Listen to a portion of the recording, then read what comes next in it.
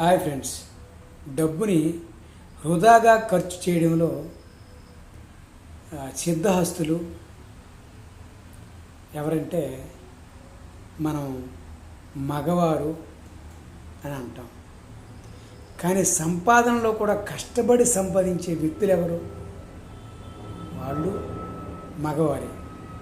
కాకపోతే లక్ష్మి నిలబడాలంటే మగవాడి దగ్గర కన్నా ఆడవారి దగ్గర రూపాయికి రూపాయి కూడబెట్టుకుంటూ పొలాలు కొనుక్కున్నా, ప్లాట్లు కొనుక్కున్నా, ఇల్లు కట్టుకున్నా, ఏమైనా సరే వాళ్ళ చేయి సారం ఎలా ఉంటుందంటే భర్తకి ఇంటికి రాణిస్తుంది. కాబట్టి మనకన్నా తిట్ట స్త్రీలే. వాళ్ళు రూపాయి చేతిలో పెడితే దాన్ని జాగ్రత్తగా 1000 రోజుల తర్వాత కూడా 1000 రూపాయలు చూపిస్తారు. కానీ మనం ఏంటంటే ఏవో పనుల్లో పడి డబ్బుకి ఎక్కువ కష్టపడడం వరకు ప్రాధాన్యత ఇస్తాం, సంపాదన వరకు. కానీ ఖర్చు విషయం వచ్చేసరికి మగవాడు తేలిక ఖర్చు పెట్టేస్తాడు.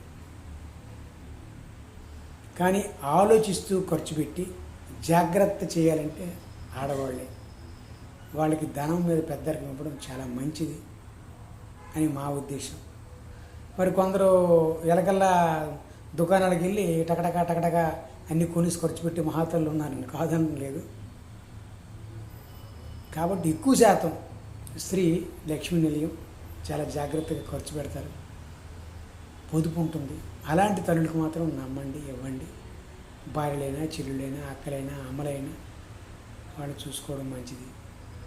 ఎందుకంటే మనకన్నా వాళ్ళు ఆ విషయంలో జాగ్రత్త పరులు. మనం ప్రతిదానికి దయాహృదయంతో ఆలోచిస్తాం, వాళ్ళు కొంచెం పట్టుకొని విచక్షణతో దాన్ని ఖర్చు పెడతారు. కాబట్టి రూపాయికి రూపాయి కూడబెట్టాలండి, దాన్ని ఒక వస్తువుని డబల్ చేయాలండి.